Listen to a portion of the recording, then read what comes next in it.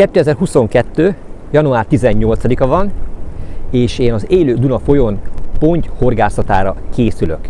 Nem egy eldugott mellikákban vagy holtákban, hanem a Duna főmedrén próbálom ezeket a bajszosokat horogra csábítani.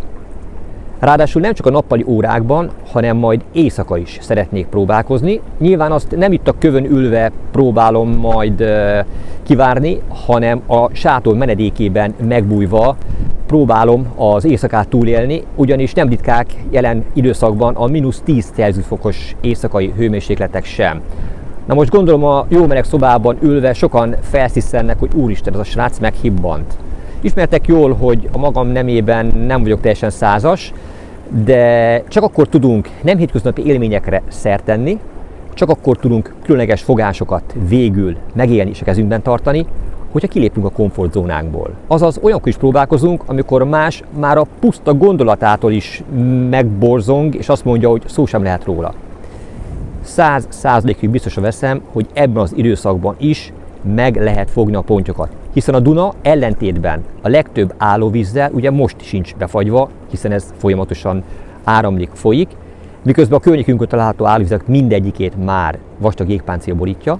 Szóval az állandó áramló, folyó, mozgó víz a pontyokat is, illetve annak minden lakóját mozgásra készteti. Ha pedig mozognak, szinte biztos, hogy táplálkozni is fognak. Most ilyen pillanatban kegyetlen időjárási körülmények vannak, nagyon erőteljesen fúj az észak-keleti szél, ez borzolja a mögöttem látható Duna felszínét. Bízom benne, hogy késő délutánra, estére ez már valamelyest mérséklődik, és akár megjelenhet az első hal is. Aztán, hogyha nem, addig próbálkozok, amíg valamit ki nem fogok.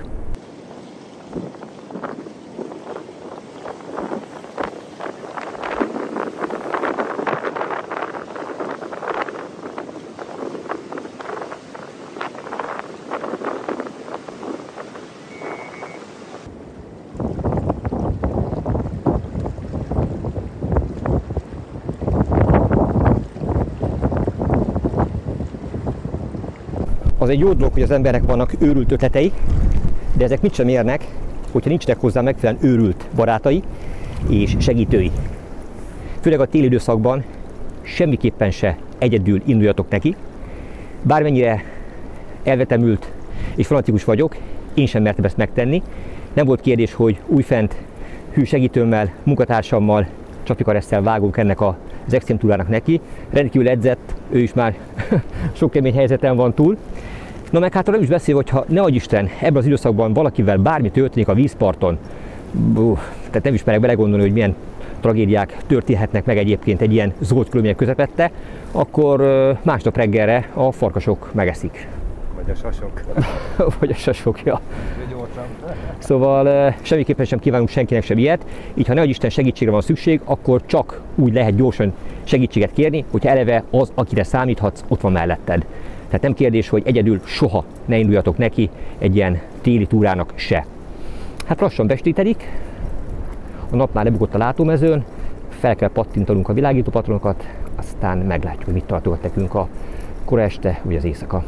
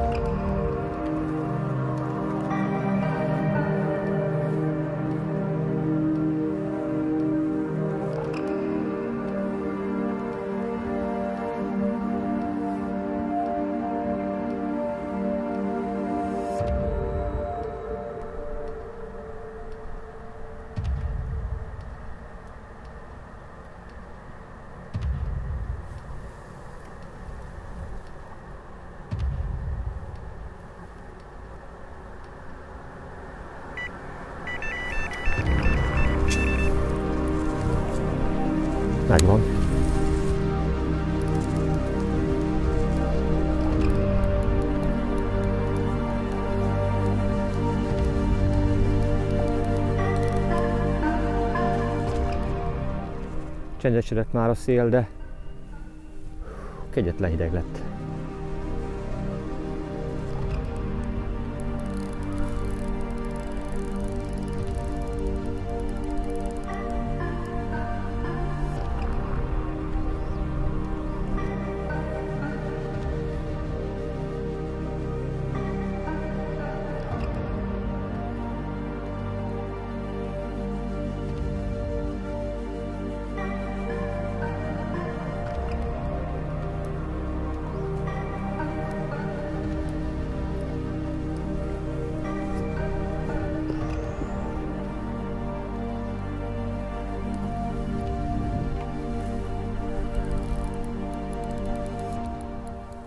Pont bizony. Ó, nem is kicsi.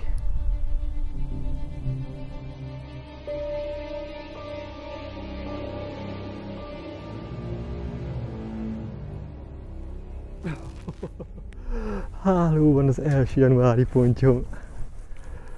Azt a mindenségét.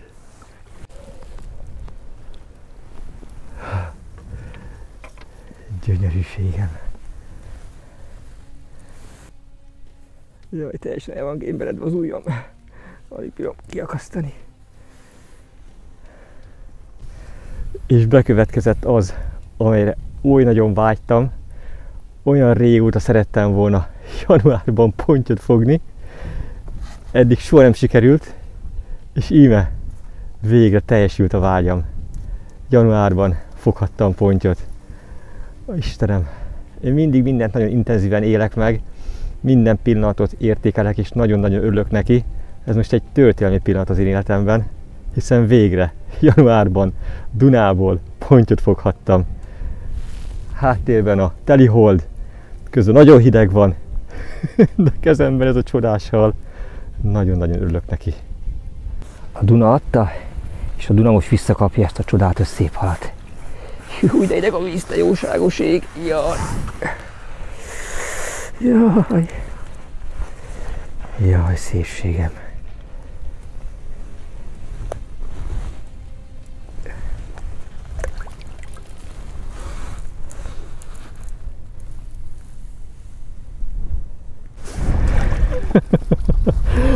Ó, Istenem, fogjunk még egyet!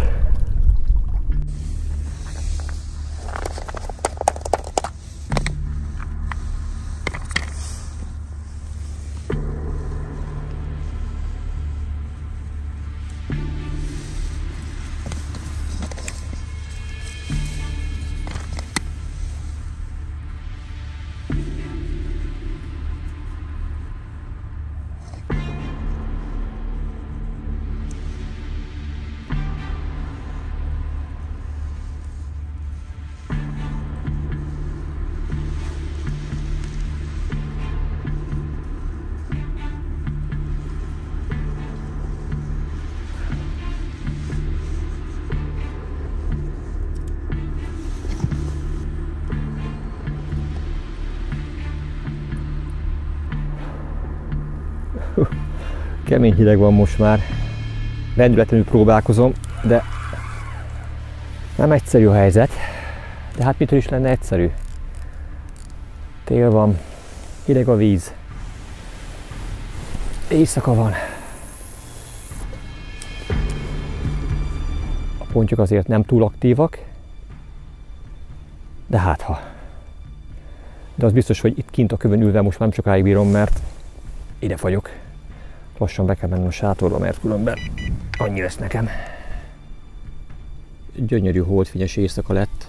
Kitisztult a légkör, megállt a szél, de ezzel együtt sajnos a levegő hőmérséklet is drasztikusan lehűlt, úgyhogy most már elég volt ebből. Bemegyek a sátorba. A sátor melegére vágyom. Mi a helyzet, Karesz? Mi az erős gázszag? Most nem működik. Most ezt komolyan mondod? Hát ez komoly. Nem gyullad be. Hát ez frankó. Kellemes éjszakának nézzünk akkor elébe. Ó, te jóságos ég. Hú, hallod.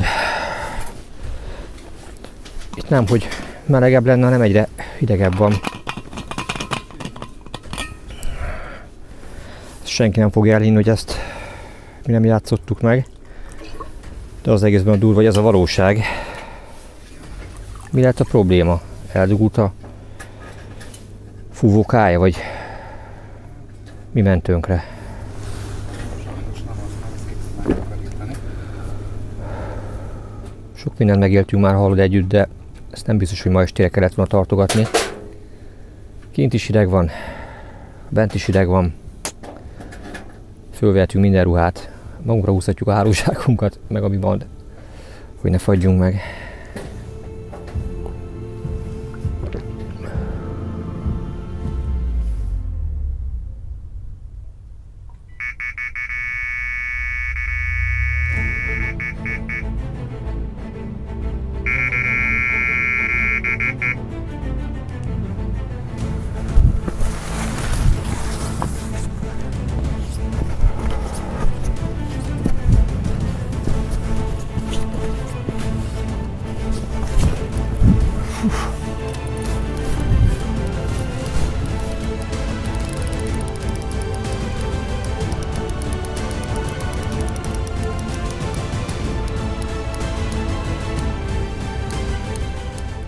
Ez nagyobb lesz. Ez tudja, hogy nagyobb lesz.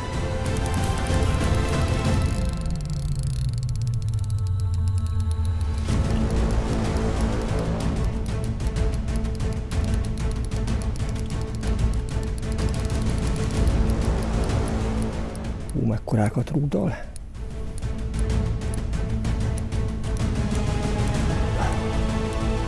Nagyobb ám.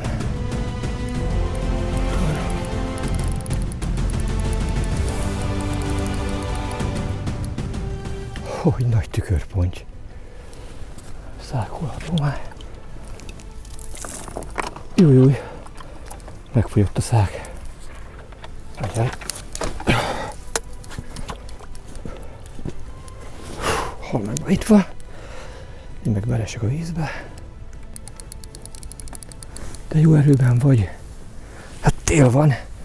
Nem kell neked ennyire fülgének lenni. Te is meg vagy. Ez igen. Éjszaka ezeken a köveken bugdácsolni. Hú, összefogyott teljesen a pulymatrac is. Ó, ez is befogyott. Csupa ég minden.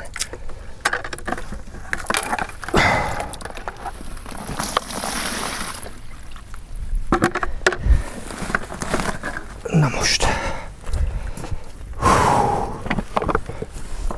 Jaj, esekkelek itt.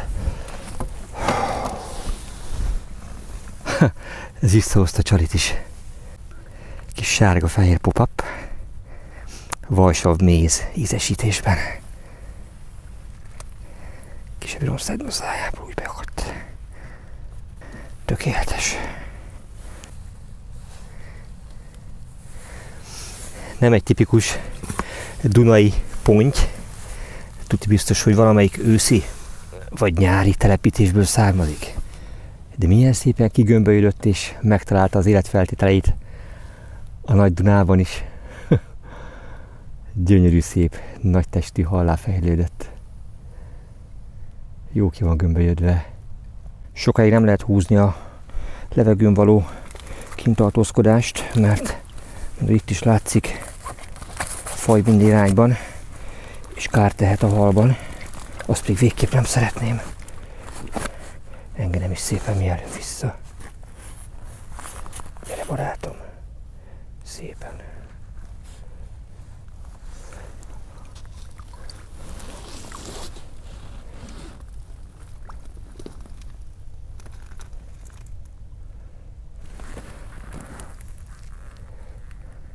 Nem is bántom a Csalit, így ahogy van, visszadobom, amit a ponty szájából kifordítottam.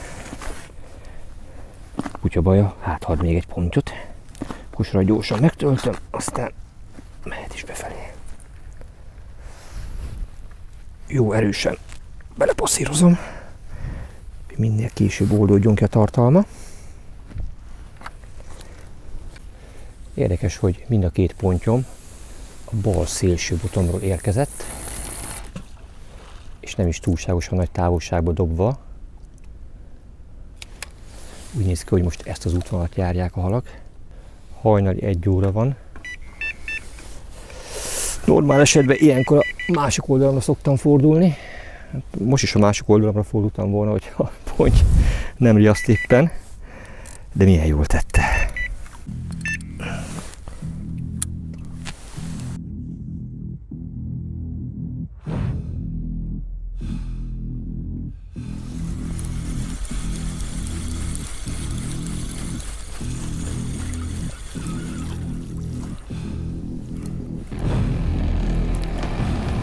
Sikerült túlélni az éjszakát.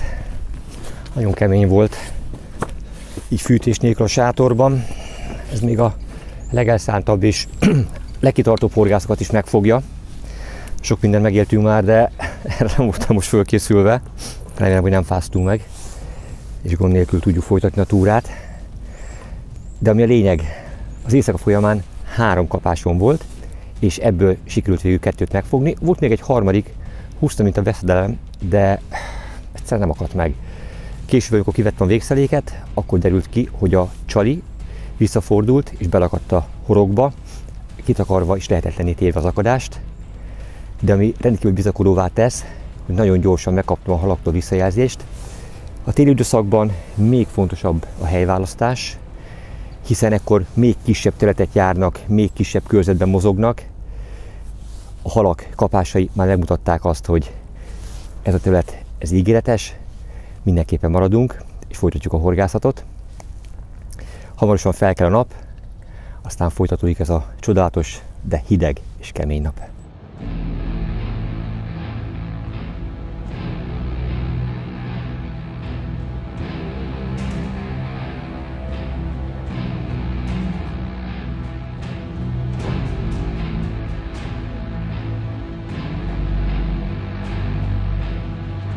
Minden, ami vizes, az kőkeményen megfagyott. Ajaj. Ajaj. Ez igen. Ez szép. A törölközöm, amivel letakartam a székemet, az is szépen deres lett.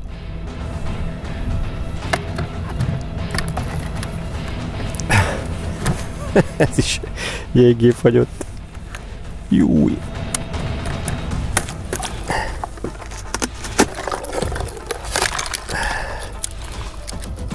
Fél centiméter vastag legalább a jég. Ez is jelző, hogy azért masszív hideg van. Nem volt, a fejlámpát le lehet tenni. Ja, rajtam van még. Ezzel úgy jártam, mint a napszöveggel, ami a fejemre szokott égni. Most a fejlámpa maradt a fejemen, de most szerencsére nincs rá szükség. A fejlámpát napszemüvegre kellett cserélni. Annyira erősen süt a nap, hogy föl kellett vennem, mert zavarja a szememet az erőteljes fény. És egyébként teljesen tipikus, most nagyon kellemes lett az idő, az, ami jó a horgásznak, ami jó a mi közérzetünknek, az egyáltalán nem jó a halfogásnak. Itt ülünk egy kapás nélkül, de legalább van időnk pótolni azokat a csalogatanyagokat, amelyek a kosarakba kerülnek. Nagyméretű Big River kosárral horgásztunk, mind a 4 boton, tehát ezek elég nagy kapacitással bírnak, elég sok kaját vesznek föl, mindezek ellenére mégis elegendő egy teljes napra 2 zacskó, tehát összesen 2 kg etetőanyag. Ezt fogom most bekeverni. Megmutatva egyébként, hogy mennyi maradt a tegnap délután bekevert kaja mennyiségből, hát mondjuk még egy ilyen 3-4 kosárnyi mennyiség van, de ezt most épp ideje pótolni. Nem véletlenül szorongatom a kezembe a vadponty etetőanyagot. Egyszerűen nem tudok jobbat ettől. Tehát a dunai horgászatunk során annyi mindent próbáltam már, hogy ettől jobb keveréket nem találtam. Ezt egyetlen egy etetőanyaggal lehet egy picit jobbá tenni, az oldódását felgyorsítani és a fellőző képességét növelni. Ez pedig nem más, mint a másik kaja, a Champion Corn. Ez a 2 egy az egyben kerül összekeverésre. Ez tökéletes dunai keveréket alkot. Próbáltam én már ezernyi mással is, de nyomába sem ért egyik sem.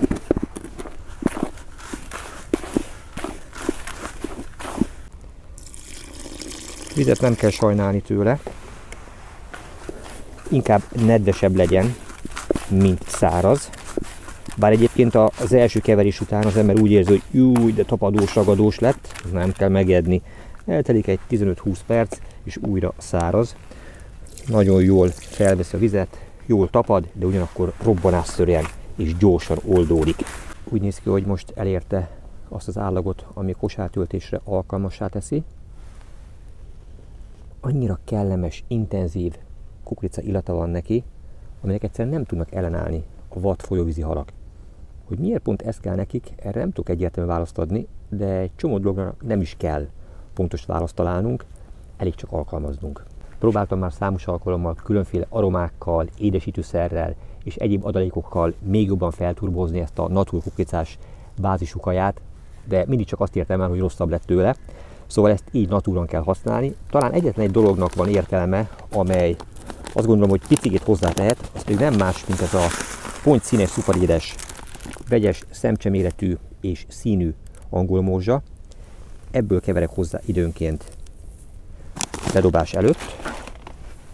És ezek a színes szemcsék, amikor a kosárból kioldódnak, akkor ott a kövek között megrakódva, azt gondolom, hogy talán hozzátehetnek egy kevéskét ennek az egyébként is rendkívül fogós kajának a csalogató hatásához.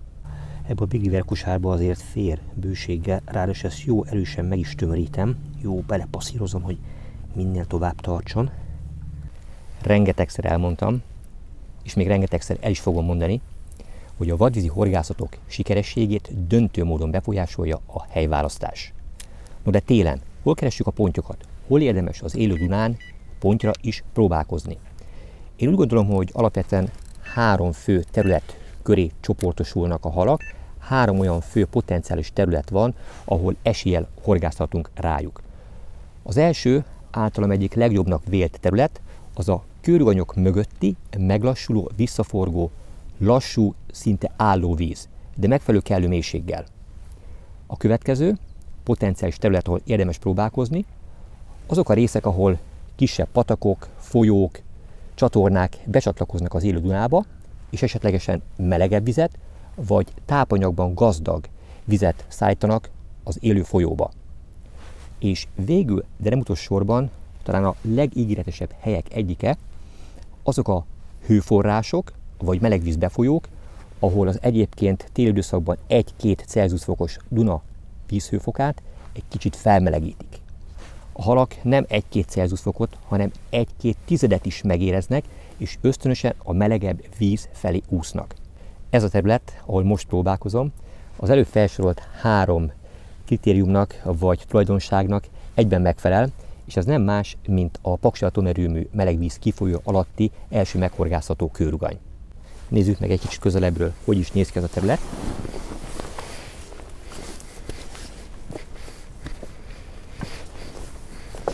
Ez a kőrugany, ez a határvonala a meghorgászható területnek. Ettől jobbra már lehet dobni és horgászni, míg balra a melegvíz kifolyó felé pedig tilos. Tőlem feljebb egy olyan 200-250 méterrel lehet az atomerőműnek a melegvíz kifolyója, és innen ettől a kőruganytól egészen a hidegvíz betápláló csatornáig tilos a horgászat egész évben. Emlékezetes számomra ez a terület, horgáztam már itt még ettől sokkal zoldabb körülmények közepette is. Arról is készült egy nem hétköznapi film, amikor -20 Celsius fokos hőmérsékletek voltak, és a Dunán jégtáblák úsztak, akkor még engedélyezett volt a melegvíz befolyó környékén és a Keszon közvetlen környezetében is a horgászat. Pap Józsival csináltunk ott egy filmet. Hát majdnem az életünkbe került, ahogy a jeges Keszonokon próbáltunk átkelni, de szerencsésen azt is megúsztuk, és Józsi akkor fogott egy szép pontyot. Most már ennek a horgászatnak a lehetősége egyáltalán nem adott, aki ott akar horgászni, az súlyos büntetése számíthat. Az előttem található terület egy nagyon érdekes mederszerkezettel bír. A kőrugany megdobja és elvezeti a vizet, míg a belső része az pedig lecsendesedik, kicsit visszaforog, és egészen lassú, szinte állóvíz jellegűvé változik. Ott, ahol jól látszódik, hogy fodozódik a víz, Ott van egy medertörés, maximum 4 méteres vízmélységgel bír az a terület, ennél a téli alacsony vízállásnál, majd hogy haladunk befelé az öböl belső része irányába, ez egyre inkább sekélyebbre vált, és olyan 1,5-2 méteres lesz mindössze a víz mélysége. Ráadásul ott nagyon sok elszórt kő, fagaj és egyéb akadó található, de pont ezek azok a részek, amelyek mindig búvóhelyet és természetesen táplálékot is nyújtanak a halaknak. Tehát mindenképpen érdemes az öböl belső részén, a lassú, langó állóvízben is, illetve itt az elvágó vízben, annak a környékén is próbálkozni, mert soha nem lehet tudni, hogy éppen a halak hol tartózkodnak.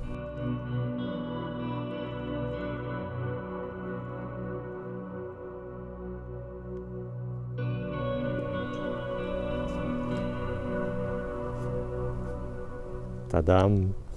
Karesz meghozta a sátorfűtést. Nem fogunk már megfagyni. Hoztam. Szuper! Fú, ez életmentő. Mi a legjobb időszak? Nagyon egyszerű erre a válasz. Az, amikor a halakat meg lehet fogni. És mikor lehet őket megfogni? Hát akkor, amikor aktívan táplálkoznak. Itt van ez a mai gyönyörű napsütéses idő. Tök jó volt a vízparton lenni. Ellentétben tegnap, amikor ugye extrém, kellemetlen, hűvös, szeles időjárás volt, az ember legszívesebben menekült volna haza. De bármennyire is kellemes volt most itt a kövezésen halakat várni, mégis egyetlen egy kapás nélkül megúsztam. De nem csak én, hanem az öböl belső részén horgászó kollégák, akikkel beszélgetve szintén ők is értetlenkedve álltak a helyzet elé, hogy most mi történik, miért nem volt egyetlen egy kapásuk sem, mit kellett volna másként csinálni. Szerintem mindent teljesen jól csináltak, de bármennyire is próbálkoztak, bármennyire is aktívak voltak, halak ebben a mai nap folyamán nem voltak partnerek. Nincsenek, nem tartózkodnak itt. Dehogy nem. 100%-ig biztos vagyok benne, hogy most is sok hal van itt, de nem ebben az időszakban táplálkoznak. Ráadásul a dolgot tetézte az is, hogy a nap 100°-ra sütött, megvilágította, átvilágította a teljes vízoszlopot, és azt mondják, hogy ha a hal a saját árnyékát érzékeli, akkor még óvatosabb lesz. Vagy a mélyebb régiókba, a mélyebb vízrétegekbe, területekre úszik, vagy pedig inaktívá válik, nem táplálkozik. Ellentétben az esti, éjszakai órákkal, akkor a hal már sokkal bátrabban közlekedik, sokkal bátrabban járja a bevált táplálékszerző útjait, és nyilván előbb horogra is akadhat. Illetve ne feledkezzünk meg arról sem, hogy januárban a halaknak a táplálék igényük töredéke mondjuk a nyári felmelegedett napokhoz képest. Akkor, amikor egyébként napközben is kell nekik enni, hiszen megemésztik, felhasználják, elégetik azt az energiát, addig most ebben a hideg vízben lehet, hogy elegendő naponta csak egyszer, vagy lehet, hogy csak 2 naponta egyszer olyan mennyiségű táplálékot magukhoz venni, mivel simán kibírják a következő napokat, még akkor is, hogyha mozgásra voltak kényszerítve a folyóvíz által. Szóval semmi sem történik véletlen, és nagyon bízom abban, hogy a nappali kapástalan órák után most este hasonlóan aktív időszak vár ránk, mint az tegnap volt.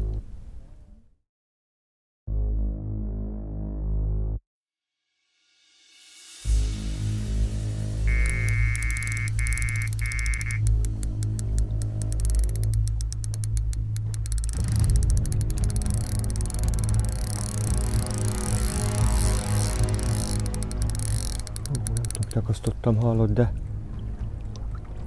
valami komoly harcos.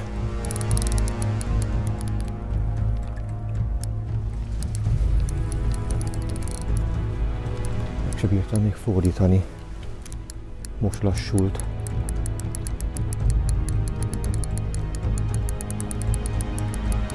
Csak kirohantam a sátorból, hogy meghallottam, hogy a kapásjelző távvezérlője pittyent egyet. Először be volt lazulva a zsinór, majd hogy fölvettem a botot, mint az őrült rohant befelé. Most tudtam egy kicsit átvenni az irányítást.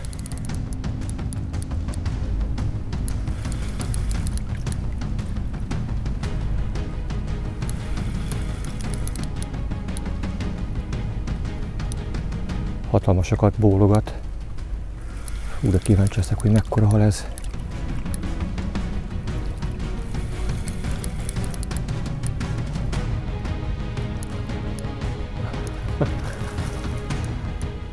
Nem lesz nagy, de viszont annál fülgébb.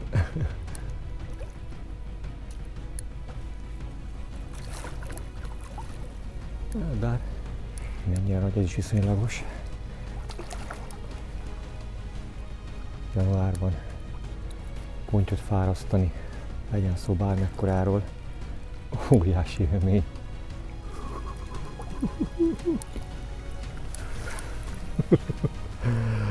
Ez is megvan. Nem lesz ez rossz. Ez a csódiges horog, ez tökéletesen akadt. Még a kis pop-up csali is megmaradt mellette.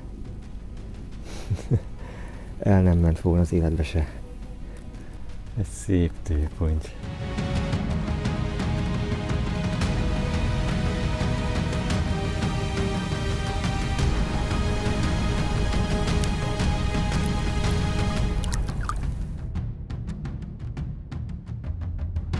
Én nagyon szeretem ezt a PB Hit and Run ólomkapcsos végszereléket. Nagyon sok nagy pontyos horgászatom során eredményesen használtam mind állóvizen, mind folyóvizen. Így különösen indokolt, mert a kövezésnek vannak olyan részei, amelyek sajnos egyértelműen halmarasztalók lennének. Nem túl gazdaságos, de a végszerelék tökéletes módon teszi a dolgát. Ha megakad a kosár, akkor nem veszítjük el a halat, nem veszítjük el a végszereléket, csak annak egyetlen egy elemét, a kosarat, amely leakad, és ebből a kapocsból kiakadva a hal szabaddá válik, és nyugodtan tudom a későbbiek folyamán fárasztani. Eddig kivétel nélkül minden halam kijött, igaz, az minden alkalommal egy kosárba került. Most ezt pótlom. Minden le van fagyva, csillog, villog, hiába no, kemények a téli éjszakák. Nagyon fontos jó tanácsként osztom meg azt veletek, hogy minden, amire szükség lehet, az legyen előkészítve. Főleg így az éjszaka folyamán. Nincs attól rosszabb, mint amikor az ember felébred, és azt tudja, hogy merre van az egyenes. Nekem minden fontos alkatrész, horogelőke, végszerelék komponens az elő van készítve, nagyon gyorsan, könnyen pótolható, és újfent horgászatra kész állapotba tudom hozni a cuccomat. Visszarakom az ólomkapocsba a karabineres forgót. Nem rövidítettem meg az ólomkapcsot, az eredeti 1 cm-es hossza van fent, és erre tolom rá a kúpot, tehát elég erőteljesen vissza van helyezve, tehát nem akarom elhagyni a kosarat, de mégis, amikor megakad, ezek a karmok megkapaszkodnak az akadóban vagy a kőben, akkor a hal, hogy rángatja, tehát azért elég aktív ez a dolog, de csak akkor tudja ezt valóban elhagyni, amikor olyan akadót fogott, ami garantáltan a halat ott tartaná, és nehogy Isten az az életébe is kerülhetne. Viszont azáltal, hogy ez kiakad a kapocsból, már is szabaddá válik a végszerelék, és folytatódhat a fárasztás. Ez ennek a rendszernek a lényege. Leellenőrzöm a csali pozícióját. Például azt kiveszem, hogy egyáltalán bele tudjam tenni. Hogyha még fellebeg, akkor tökéletes. Igen, szépen elemeli a horgot. Megvan még a felhajtója neki, úgyhogy tök fölösleges cserélni. Megtöltöm a kosarat, aztán mehet is vissza a pontyok közé. Sajnos most elég sokat kell azért a halakra várni, tehát nem annyira aktív még most a horgászat, mint az előző éjszaka volt, akkor rövidebb időn belül következett be a kapás. Most erre talán másfél órasztát vártam, mire végre megjött az első kapás. Tehát addig volt bent a végszerelék, úgyhogy nagyon masszívan, tömören töltöm a kosarat, hogy a lehető legtovább tartson, és mikor a hal a közelébe kerül, akkor még mindig legyen ott a néhány csábító falat, vagy morzsa.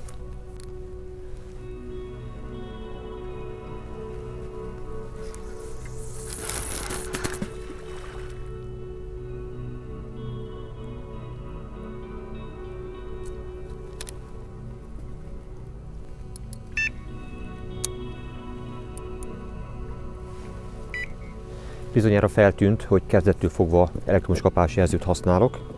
Tudtam, hogy éjszakai horgászatra is készülök.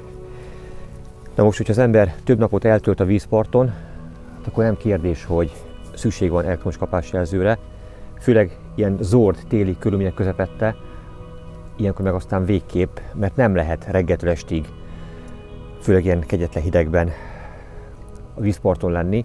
Óriási segítségünkre vannak ezek a remek eszközök, amelyek a nap 24 órájában teszik a dolgokat és jelzik számunkra a kapást.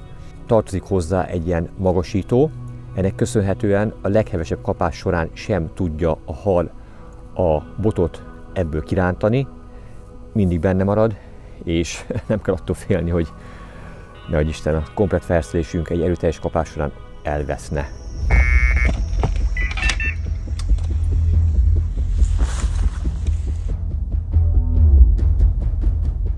Éppen akartam visszamenni a sátorba, amikor ezen a boton is kapás jelentkezett. Bár ezt Karás neked kellene kifárasztanod, mert ez a te jobb szélső botod. De mivel a te kezedben van a kamera, így most hamarosan bemutatom neked, hogy milyen hal van ezen a boton.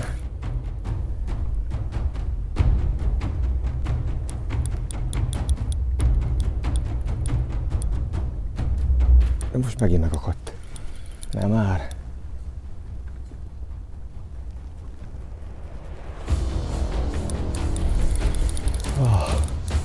Szívem megint megállt egy pillanatra.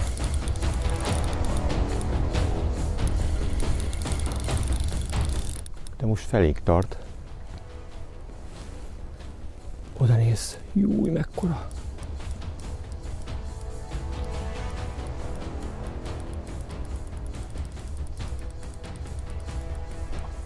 Istenem, hallod? Januárban, az éjszaka kellős közepén ekkora halat fárasztani. Nehezen találok szavakat. Hatalmas tükörponty.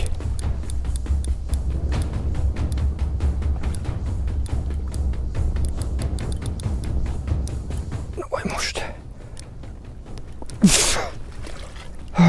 Istenem.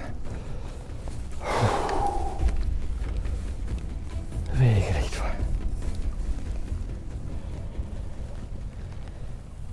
Nem győzök csodálkozni. Ki is akadt ennek a csodigés sorognak a hatékonyságán, ami ide volt akadva a felső szájperembe, és most, hogy megfogtam, szinte abban a pillanatban ki is akad belőle. Jó, hát az élethez kell egy kis szerencse, sőt, nem is kicsi. Kétszer is megjárta az akadót, amikor biztosra vettem, hogy elveszítem a halat. És mind a kétszer a lazán hagyott zsinór, mert hát kénytelen voltam letenni a botot annak érdekében, hogy a hal ki tudjon belőle úszni, tette a dolgát és kihúszott belőle, és itt van. Istenem, megfoghattam ezt a hatalmas, gyönyörű dunai tükörpontyot. Hát ez hihetetlen élmény. Így január kellős közepén, az éjszakában, azt tudom, hogy hány óra van, kézben tartani egy ekkora halat, hihetetlen boldogság, óriási élmény. Egy életre szóló örökemlék marad, miközben az éjszakának még nincs vége.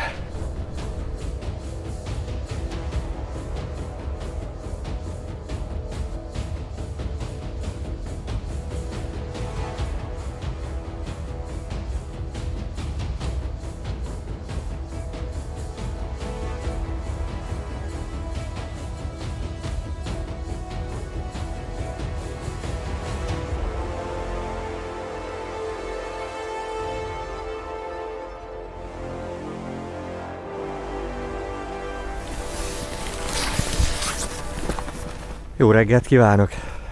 Mennyivel kellemesebb így, ha már van fűtés a sátorban. Akkor ezt megmentette az életünket. A reggeli fagy most sem kímélt semmit. Lefagyott minden, ami nedves volt. Úgy matrac. Vödörben a jég. Szép vastagsága lett most is. Csaliszó vödörbe is. Nézzük, milyen a jég. Júj, nem bírom föltörni.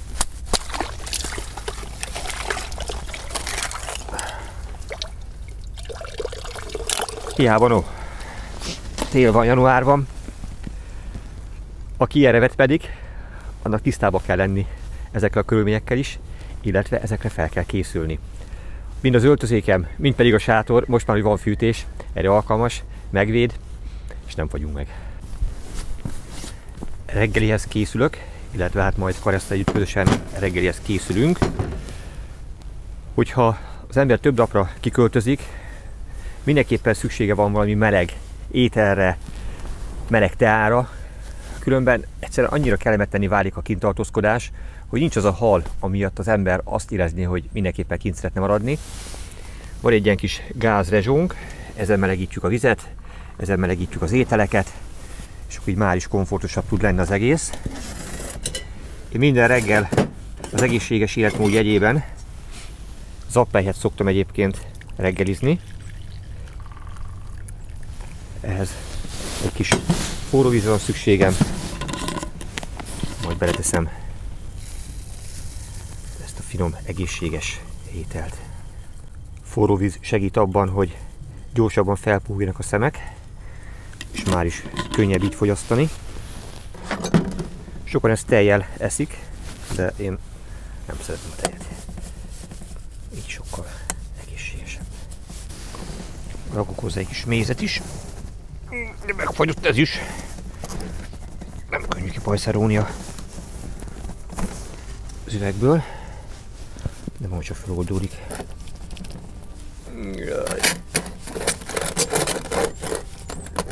Na, majd ezt valami. Jó étvágyat, Karesz. Köszönöm. Bár te később szoktál reggelizni, kávé nélkül meg vagy halva. Forró kávé, jól esik reggel. Igen. Ebben a hidegben. Hát. Igen, csak most jut eszembe, hogy szokás szerint rajtam maradt ez a fejlám. Majd mondtad, hogy majd leveszem. Na mindegy. Vastag sapkába nem tűnik fel egyébként, hogy rajtam van, de figyelj, bármikor besötétedhet. Így van, meg egész éjszaka izéért kellett. Úgyhogy... Nappal is kellett akár. Ja. Na, együnk. Segít.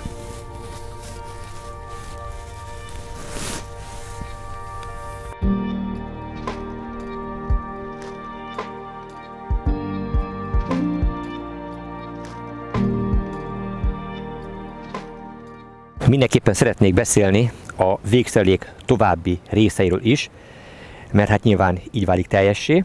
Kezdem itt mindjárt a legelején. Megmutatom, hogy milyen módon csatlakozik ez ebbe a gyárilag elkészített komplett végszerelékbe. Van itt egy ilyen 4-5 cm hosszúságú vékony gumikúp, ez zárja le ezt az előkel rögzítő gyors kapcsot, amiből nagyon könnyedén ki lehet akasztani a horogelőkét, és ugyanilyen könnyedén, ha ezt cserélni kell, vissza is lehet ide szépen akasztani. És annak érdekében, hogy ne tudjon ebből semmilyen módon kifordulni, kiakadni, ezért ezzel a gumikúppal ezt le kell zárni, amely amellett, hogy meggátolja a kapocsból való kiakadását, még távtartóként is funkcionál, meggátolva az esetleges visszacsapódását a horogelőkének. És most jön az a vastag fluorokarbon horogelőke zsinór, amely pontos hossza 50 cm. És azért nem fonott horogelőke zsinort használok, mert ez sokkal jobban ellenáll a mederfenék dörzsölő hatásainak, illetve bármilyen olyan tereptárgynak, amelybe, hogyha a hal beleúszik, és mondjuk például kagylóval van megrakódva, a hagyományos fonott előke zsinórokat szinte biztos, hogy elvágná, míg ez még a kagylós terepnek is ellen tud állni. Gyakorta húztam ki egyébként a végszereléket úgy, hogy ez be volt darabolva, de a hal meglett. Illetve a másik óriási előnye ennek a fajta zsinórnak, hogy sokkal merevebb, ennek köszönhetően, mivel most is sodrásban, nem egy langó állóvízben horgászok, sodrásban is ideális pozícióban tartja a végén található felcsúlyozott horgomat. Gyakorta jártam úgy, amikor sodrásban fonott horogelőkével horgáztam, hogy azt tulajdonképpen a sodrás visszatekerte, felpöndörítette, és olyan lehetetlen pozícióba rakta végül a csalimat, amin keresztül várhattam volna napestig, úgysem lett volna kapás. És akkor megérkeztünk a végszerelék legkritikusabb pontjához, amely nem más, mint a horog, és a mellette található csali. Ez a csodrig amely egy kész, gyári, komplett Korda által készített megoldás, tökéletesen használható a dunai horgászatok során is. Ez nem szokványos, de a hatékonysága megkérdőjelezhetetlen. A szokott módon minden apró részletnek nagyon komoly jelentősége van. Ebből a csodrikből egyébként több különböző damélszárral, több különböző vastagságban és hosszúságban készül.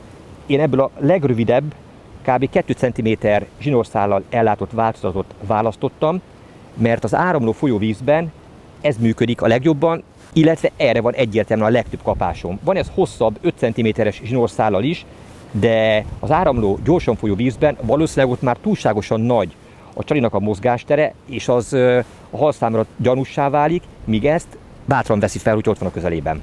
A gyárilag elkészített csodrig ezzel a nagyszemű forgóval kerül forgalomba, amelynek köszönhetően könnyedén bele tudjuk kötni a fluorokarbon zsinór végébe, de nagyon fontos, hogy ezt sem egy fix kötéssel, mondjuk egy klincs csomóval készítsük el, hanem, mint ahogy itt látható, egy kisméretű végfülbe kössük bele, mert ez is ad még egy kis mozgásteret ennek a csalinak. A tapasztalataim azt mutatják, hogy ennek az apró finom részletnek is van jelentősége, tehát mindenképpen így javaslom ezt megkötni. A mederfenéken ez körülbelül ilyesmi pozíciót vesz fel.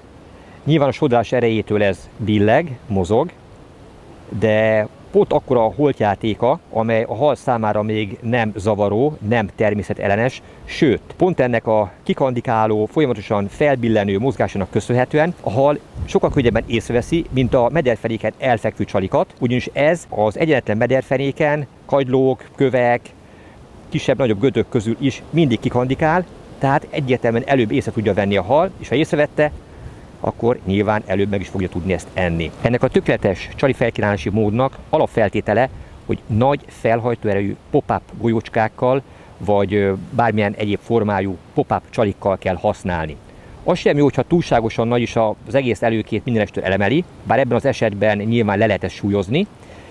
Én úgy szoktam kiválasztani a megfelelő méretű horgot és csalit, hogy az tökéletes összhangot képezve további ólomsúly nélkül is tegye a dolgát.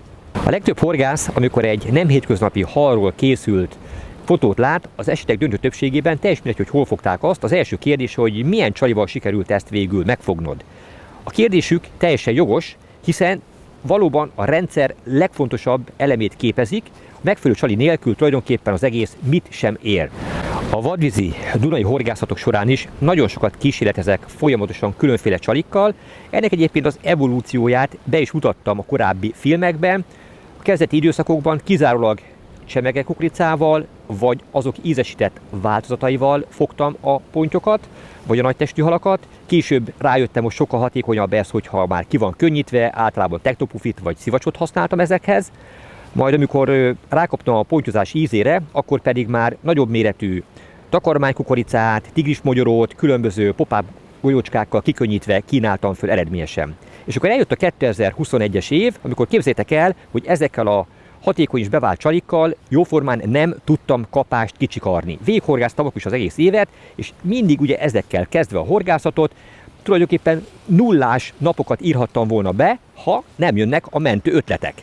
És ami megdöbbent, hogy azokkal a kollégákkal, a Dunát nap mint nap járó horgászokkal egyeztetve szintén hasonló visszajelzéseket kaptam a 2021-es évről, amikor értetlenkedve álltak a helyzet elé ők is, hogy miért nem tudnak a régió bevált csalikkal halakat fogni. Miközben látják, hogy ott van az eretésen, vagy ott van az adott partszakaszon, mégsem lehet őket kapásra bírni.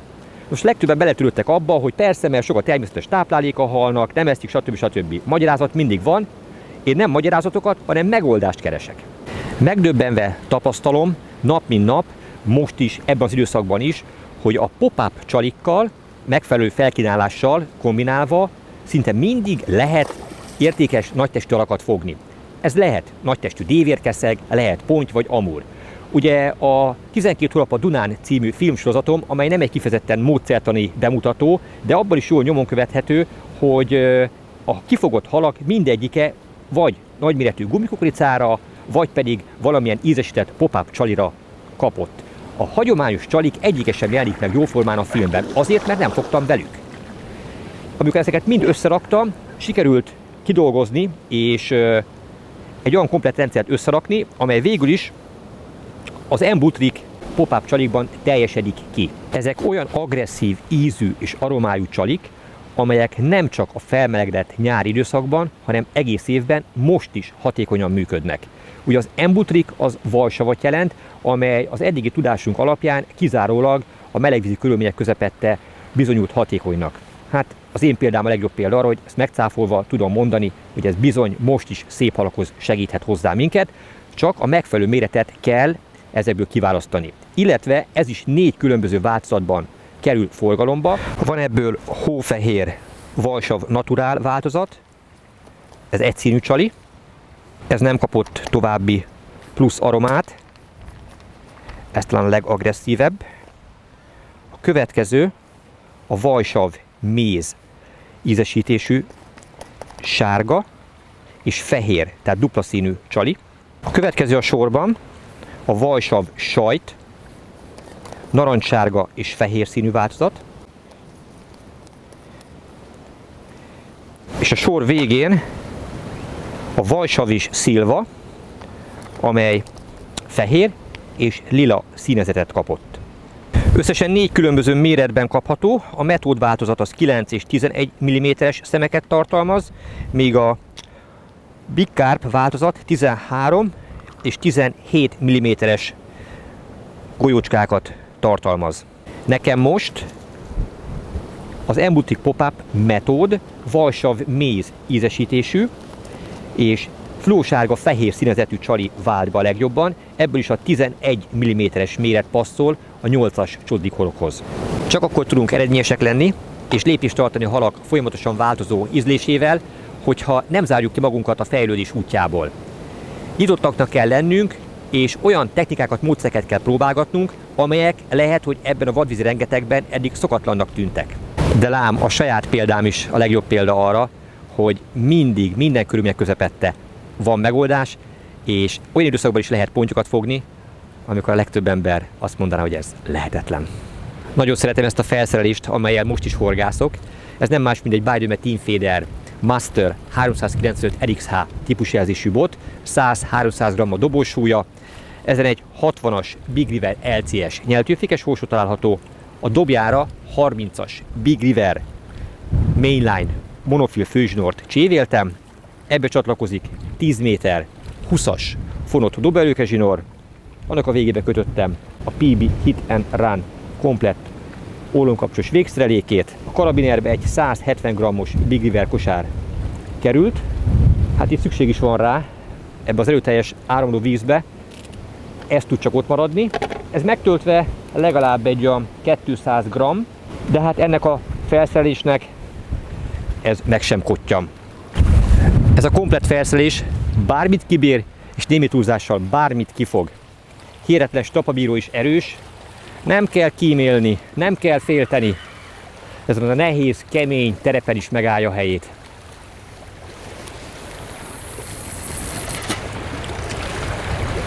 Annyira könnyedén lehet vele eldobni azt a 200 g-ot, mintha 20 g lenne. Tehát az a 300 g, amit ráírtunk, azt simán bírja. De elárulom azt is, hogy 400 g-ot is dobtunk el már ezzel a bottal, és azt is bírta.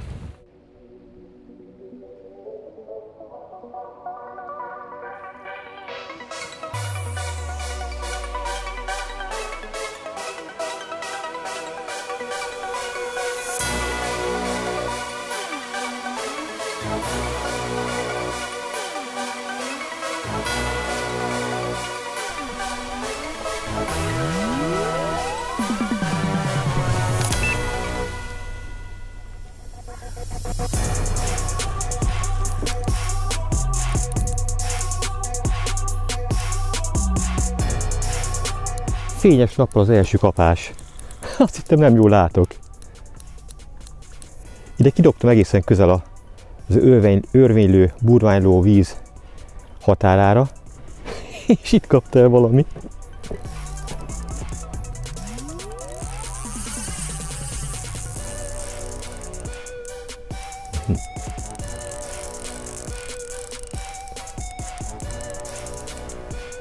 Azt hittem már, hogy közel bírom húzni, de visszairamodott. Na vajon mekkora lesz ez? És milyen fajta hal?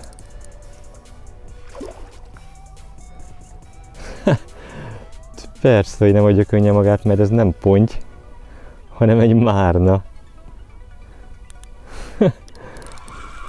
Na, nem is lesz rossz. Ezért vagy ténizmos.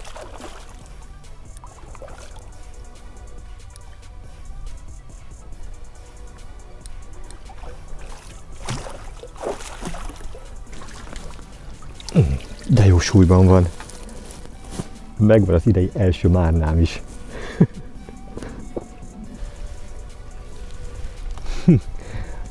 A csodriges horog itt is tökéletesen akadt. Kis pop-up csali már oda lett, de halat megfogta. Ez biztos, hogy veri a 3 kilót. Nagyon vaskos. Amiket fogok általában ősszel meg nyáron, sokkal vékonyabbak. Ő is fölvette a téli formáját, szép, kigömbölyödött vaskos márna. Nem véletlen küzdött ilyen jó erővel. Gyönyörű szép hal. Igazi csodás folyóvízi halunk. Jól mutat így a matracban is. 62-3 cm a pontos hossza. Minden nap, minden pillanatban tartogat valami meglepetést a Duna. És ahogy az elején mondtam, ezeket az élményeket csak azt tudja megélni, aki itt van, legzoldabb körülmények közepette is próbálkozik, és elmondhatja magáról, hogy ilyen szép halakat tartod a kezében. Pápáharcos.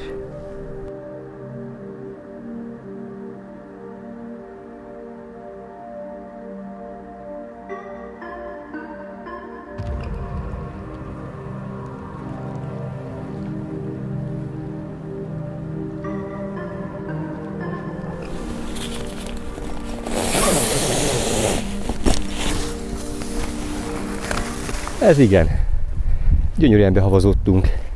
Most mutatja igazi téli arcát a Dunapart. Bár eddig sem panaszkodhattunk, mert kellően zord és hideg volt az időjárás. De most ezzel a hóeséssel téltábornok feltette a pontot az íre.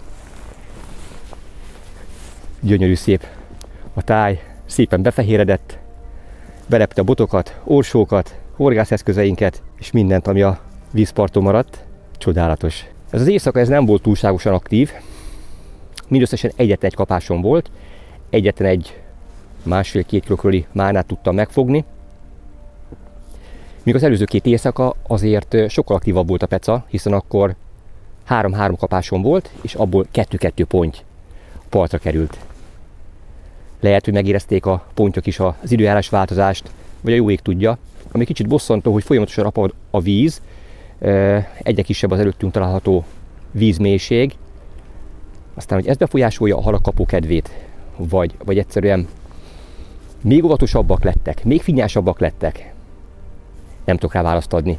Ilyenkor az emberben ezernyi kérdés kavarog, és egy csomóra, hogyha 200 évig horgászik, akkor sem fogja tudni megkapni a választ. Egyszerűen itt kell lenni, próbálkozni kell, és előbb-utóbb a halak remélhetőleg jól reagálnak mindarra, amit csinálunk. Bár panaszra így sem lehet okom, hiszen teljesült a vágyam, és végre foghattam pontyokat januárban a Duna folyóból.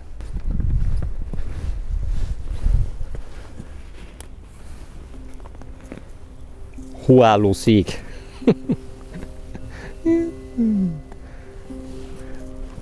Ezt is bírja. Annyira megnyugtató, annyira jó itt lenni. Az ember agya letisztul, a káros gondolatok eltávoznak, kizárólag csak a horgászatra koncentrálok, és még ha nem fogok semmit, az sem bosszant, hiszen ott vagyok és azt csinálok, amit nagyon szeretek. A Dunaparton vagyok és horgászok.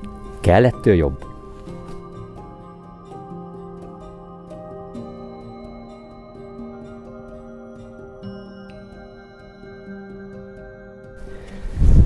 Nézzük, felbírom-e pattintani a vödröt. Á, simán. Júj.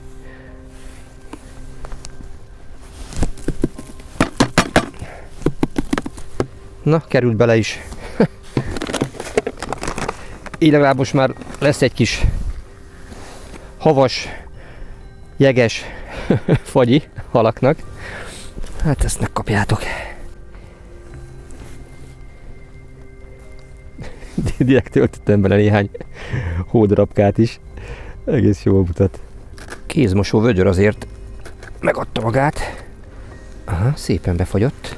És képzeljétek el, hogy ez hajnali 3 óra után képződött.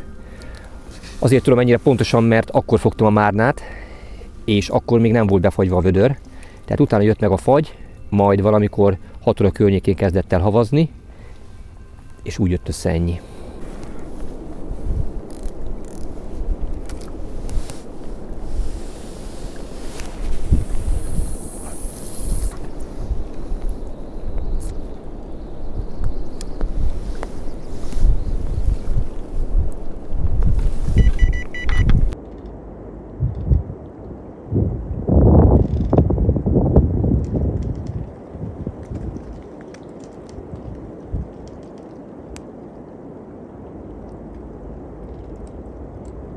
Ilyen zord téli körülmények közepette a hétköznapi dolgok is felértékelődnek.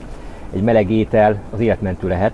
Be kellett menekülnünk a sátorba, mert kint annyira fúj a szél, hogy lehetetlen lett volna a gázrezsót használni, és itt főzünk most magunknak meleg virslit. Jaj, nagyon kellemes az illata.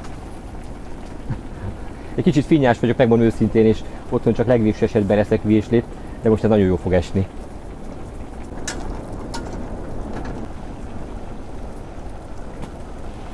Te mennyit bírsz megenni, Karesz? Mindet. Gondoltam. Kis mohó megenné mindet.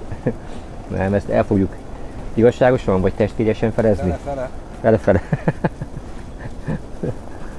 Megy a küzdelem a életben maradásért, és a finom meleg kajáért.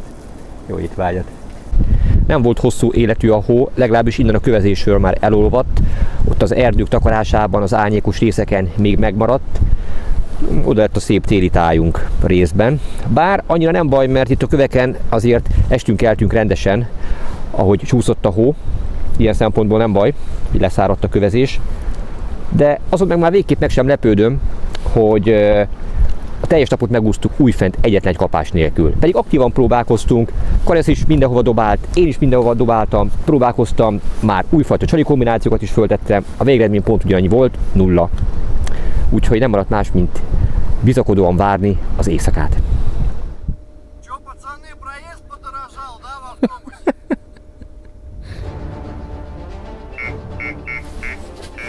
Kapás!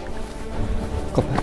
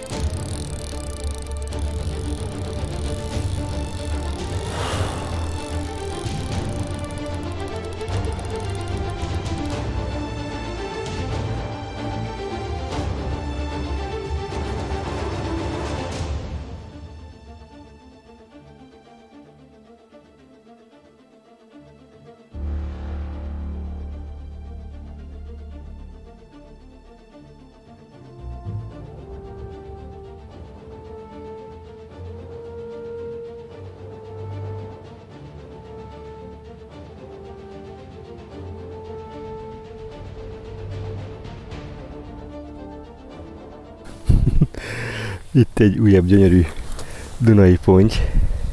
Az előző éjszaka sajnos nem volt egyetlen egy ponykapásom sem, így úgy voltam vele, hogy az utolsó éjszakára bevállalok egy merész megoldást.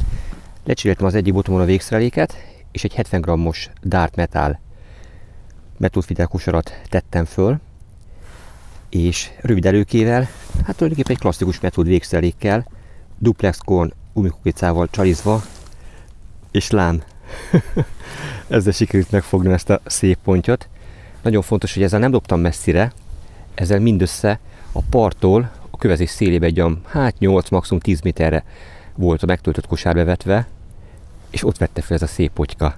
Nem egy óriás, talán az eddig legkisebb ponty, de mégis rendkívül nagy örömmel tölt el, amikor egy váratlan vagy nem szokványos megoldás végül eredményt ad. Ez a metód végszerelék most bejött, és a segítségével egy újabb szép januári pontyot tarthatok a kezemben, amit a Dunából fogtam. Fantasztikus!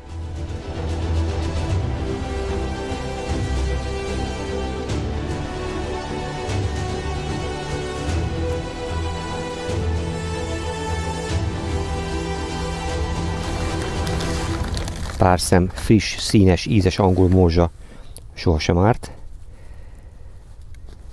És megmutatom, hogy hogyan kell megtölteni ezt a kosarat, úgyhogy folyóvízen is használható legyen. Elsőként az alsó részébe töltök kevéske kaját. Nem használok hozzá töltőszerszámot, mert amennyire csak lehet belepasszírozom, és jó nagy púpot, jó nagy gombócot nyomok bele. Tehát így rétegre haladva kell ezt úgy megtölteni, hogy folyóvízen is használható legyen, és ne oldódjon ki egyből a tartalma. Mert ha kirobban belőle és elviszi a sodrás, bár itt a partszélben nyilván nincs akkora, mint bentebb, akkor nem tudja kifejteni klasszikus csalogató hatását. Na most végeztem a megtöltésével, egy szép nagy gombóc lett rágyurmázva. A csalit most helyezem rá a tetejére. Így. És ezt egy vékony réteget anyaggal lefedem.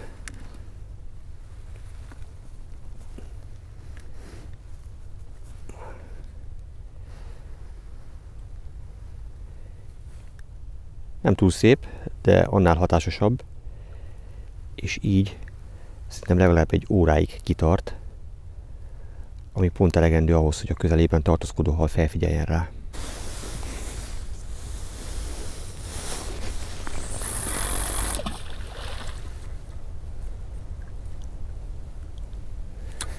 De itt a part szélében is legalább van 3 méteres vízmélység. Az pont elegendő ahhoz, hogy kimerészkedjenek ide a halak.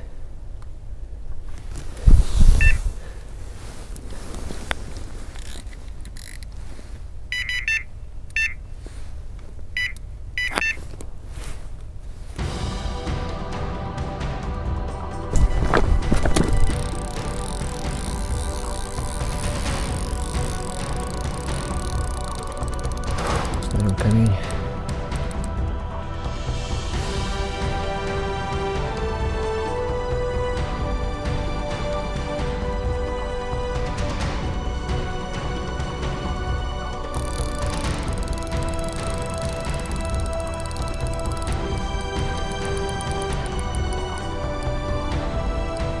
Ez egy komoly méretű point lesz az előzőhöz képest, biztos, hogy lényegesen nagyobb, és ráadásul, amikor megakasztottam, amikor fölvettem rá a kontaktust, mint az őrült rohant el balra, megkerülve ezt a szigetcsücsköt.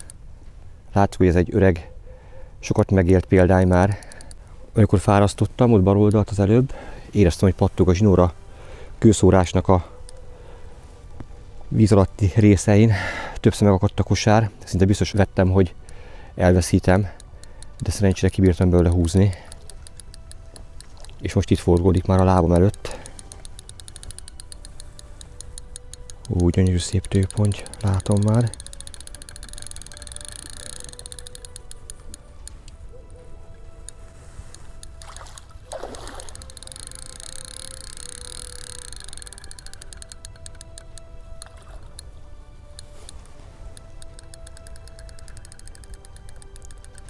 Most is a kövezést venné célba.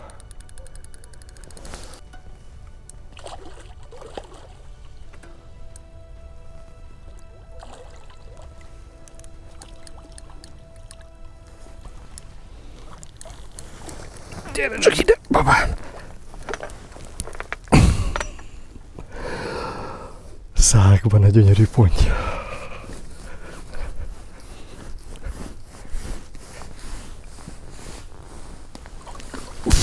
Ez igen.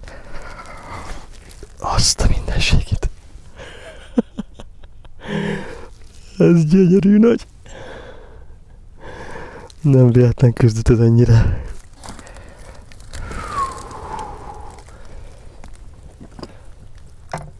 Nagyám, babám. Ezt nézzétek. Az előző pont kifogása után fölelkesedtem, és átalakítottam még egy szerelékemet. Pontosabban levágtam a meglévő hosszelőkés nagykosaras végszereléket, és helyébe egy Dart Metal 70 g-os metulféle kosarat tettem, rövid előkével, spécikon meg a mangóízesítésű gumikukoricával, és tessék, itt van az eredménye.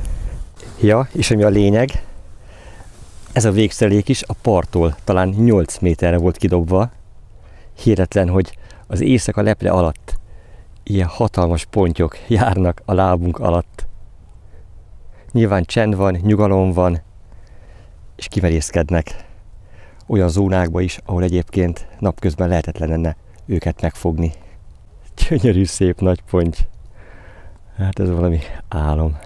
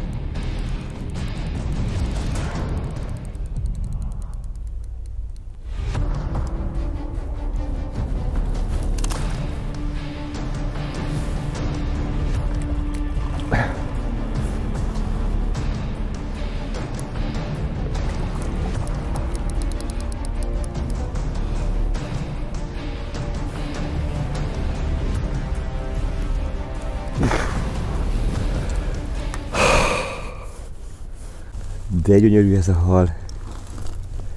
És milyen jó döntés volt bevetni a metódféder végszeléket. A folyóvízi metód. Tökéletesen tette a dolgát. Nagy valószínűség szerint a túra utolsó halát tartom a kezemben. Ha úgy működnek a pontyok, mint az elmúlt napokban, akkor bizony véget ért a pontyok tűzijátéka, mert hamarosan kivilágosodik. De mi a lényeg? Egy újabb, súlyos, gyönyörű, szép dunai tőpontyot foghattam. Biztos, hogy veri az 5 kilót. Nagyon boldog vagyok, hogy ezzel a szép hallal tudom zárni a túrát.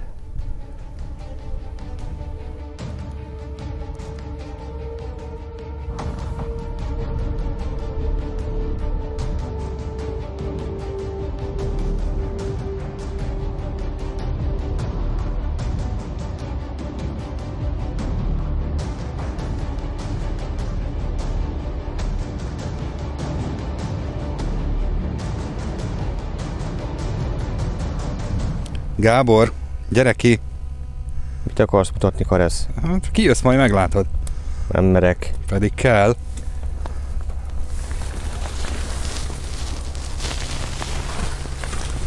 Mit szeretnél mutatni? Ezt nézd meg. Mennyi? -12.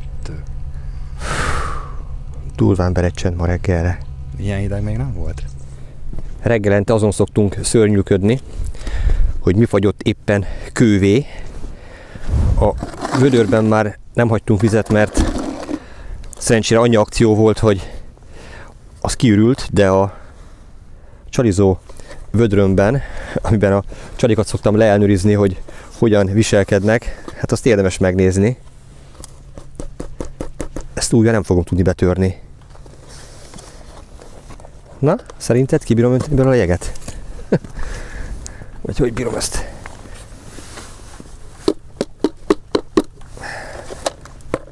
Áú, ez így nem fog menni. Aha, na most. Te jóságos ég. Érdemes megnézni. Hát ez egy, mondanám, hogy egész éjszaka termés, de nem igaz, mert éjfél körül még elnőztem a csalit, amit ebbe belehelyeztem. Tehát reggelig képződött több mint 1 cm francokat. Ez majdnem 2 cm vastag jég. Brutális.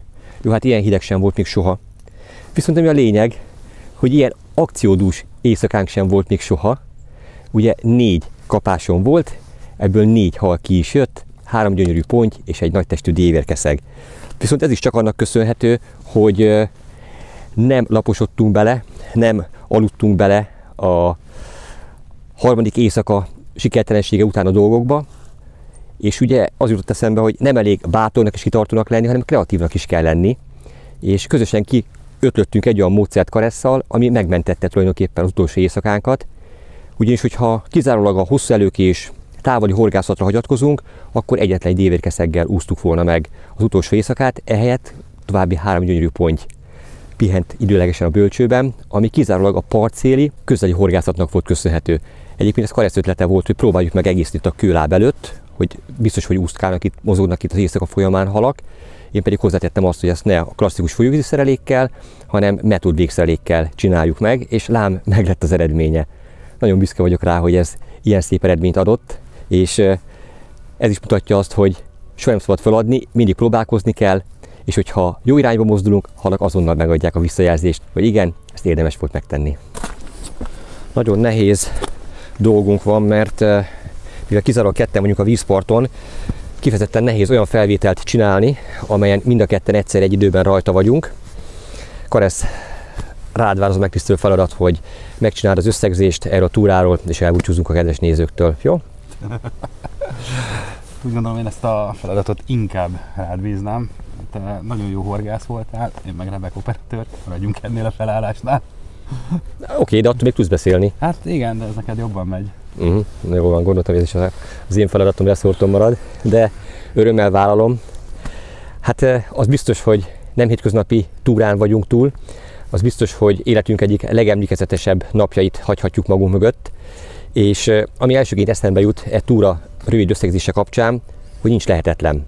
A saját példánk, a saját elmúlt néhány napunk a bizonyíték arra, hogy kellő kitartással, elszántsággal bármit meg lehet csinálni. Bármilyen furcsa, itt és most őszintén kimondom és beismerem azt, hogy azért nem tudtam eddig a Dunán januárban pontyot fogni, mert nem tettem meg érte mindent. Tudtam, sejtettem, hogy ez a módja annak, hogy ekkor is lehessen halat fogni, de nem mertem bevállalni azt, hogy kiköltözünk, nem mertem bevállalni azt, hogy ilyen rendkívül zord körülmények közepette táborozunk, sátorozunk. Hát nyilván nem ok nélkül féltem mindettől, mert szerintem a film remekül visszaadja azt, hogy mennyire kemények voltak a körülmények, mennyire zordak voltak az időjárási anomáliák. Szóval azért itt tényleg, aki utánuk akarja ezt csinálni, és nem lebeszélni szeretnék erről az égvilágon senkit, azért fel kell kötni a gatyát, és a lelkesedés az önmagába kevés ehhez, tehát itt azért tényleg fizikálisan, mentálisan úgy fel kell készülni, hogy bármi megtörténhet. Mindegy, ez meg is történt. De ami a lényeg, teljesült az álmom, teljesült a vágyam, és végre januárban is sikerült pontyot fognom a Dunából. Keményen megdolgoztunk érte, de rendkívül büszke vagyok arra, hogy ezt közösen újfent elértük, megcsináltuk. Karesz, nagyon szépen köszönöm a segítségedet, köszönöm barátom azt, hogy itt voltál velem, és szerintem egyetlen egy dologra gondolunk mindketten, egy jó meleg fürdő azért jó este, nem? Az biztos. Ránk ér már. Menjünk haza.